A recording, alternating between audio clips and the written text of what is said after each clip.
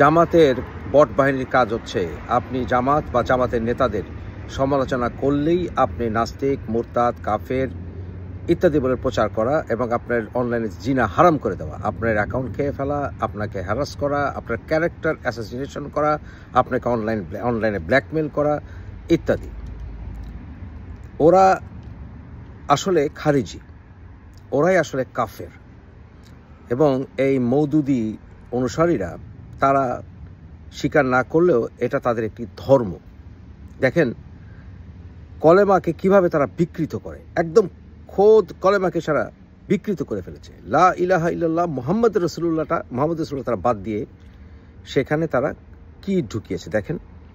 তাদের কথা মতো তো সাহাবারা পর্যন্ত সমালোচনার ঊর্ধ্বে নয়, এমনকি নবী রাসূলদেরও তারা সমালোচনা করে। জিজ্ঞেস করেন মওদুদির এই কনসেপ্টগুলোর ব্যাপারে, তারা ইনিয়ে বিনিয়ে কাটিয়ে যাবে, স্ট্রেট উত্তর দিবে না, বলবে না আমরা মওদুদির এগুলি ত্যাগ করে ফেলেছি, বলবে না, মওদুদির সমালোচনা করবে না, মওদুদিকে তারা এই বিষয়ে তাদের ঘৃণাও প্রকাশ করবে না। কারণ দলীয় সিদ্ধান্ত হচ্ছে মওদুদি হচ্ছে তাদের আসল নবী। দেখেন লা ইলাহা ইল্লাল্লাহ জিতবে এবার দাঁড়িপাল্লা, ইনশাআল্লাহ দাঁড়িপাল্লা, ইনশাআল্লাহ দাঁড়িপাল্লা, ইনশাআল্লাহ দাঁড়িপাল্লা। লা ইলাহা ইল্লাল্লাহ জিতবে এবার দাঁড়িপাল্লা, ইনশাআল্লাহ দাঁড়িপাল্লা। আপনি ধর্মীয় স্বাধীনতার কথা বলতে পারেন, আমি সবার ধর্মীয় স্বাধীনতায় বিশ্বাস করি, ধর্ম মতের প্রকাশের স্বাধীনতায় বিশ্বাস করি, কিন্তু এই যে ওয়াহাবিজম ছড়িয়েছে কিন্তু ওয়েস্ট, অর্থাৎ আমেরিকা, ব্রিটেন মূলত ওয়াহাবিজমকে স্পন্সর করেছে, এমনকি আহমেদিয়া এদেরকে স্পন্সর করেছে এই ওয়েস্ট, মূলত ব্রিটিশরা।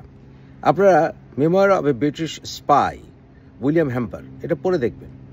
দেখেন এই জামাতিরা এই খ্রিস্টান ইহুদিদের সবচেয়ে বড় দালাল, এর প্রমাণ তারা বারবার দিয়েছে। 1971 সালে যখন পশ্চিম পাকিস্তানিরা আমাদেরকে গণনিধন চালাচ্ছিল, ইসলামকে ব্যবহার করছিল, তখন এই জামাতিরা কিন্তু এই আমেরিকান এবং খ্রিস্টানদের, বিশেষ করে এই ওয়েস্টার্ন ওয়ার্ল্ডের উদ্দেশ্যে চরিতার্থ করছিল। এরপরে আমাদেরকে গণহত্যা করে তারা ইসলামের নামে গণহত্যা করেছিল আমাদেরকে।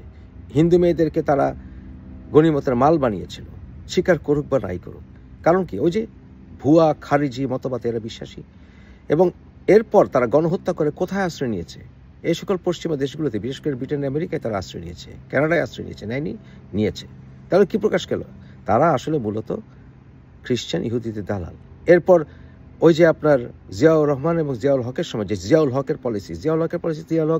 ওই যে মুজাহিদিন বাহিনী গঠন করার ক্ষেত্রে কাজ করেছিল, বীজ বপন করেছিল, এবং জিয়াউল হক পশ্চিমের উদ্দেশ্যে চরিতার্থ করছিল মূলত ওই ইরানিয়ান এবং সোভিয়েত ইউনিয়নের ইম্পেন্ডিং অথরিটি বা দৌরাত্ম্য থামানোর জন্য তারা আফগানিস্তানে কাজ করছিল জিয়াউল হক। এবং জিয়াউল হকের পাশে কিন্তু এই সুরসুর করে জামাতটা ছিল, মানে কি ওই যে দালালের কাজ করেছে, খ্রিস্টান ইহুদি এবং পশ্চিমাদের দালালের কাজ করেছে এই জামাত। এবং তারপরে এখন ডক্টর ইউনূসের পাচাটে, ডক্টর ইউনূস কাদের লোক, এখনও তারা ওই পশ্চিমের উদ্দেশ্যে চরিতার্থ করছে, এবং তারা সবসময় তাদের অ্যাক্টিভিটিস ওইখান থেকে বুঝেছেন না, তারা অ্যাক্টিভিটিস চালায়। এরাই হচ্ছে আসলে গোপনে খ্রিস্টান ইহুদিদের দালাল, মুনাফিক।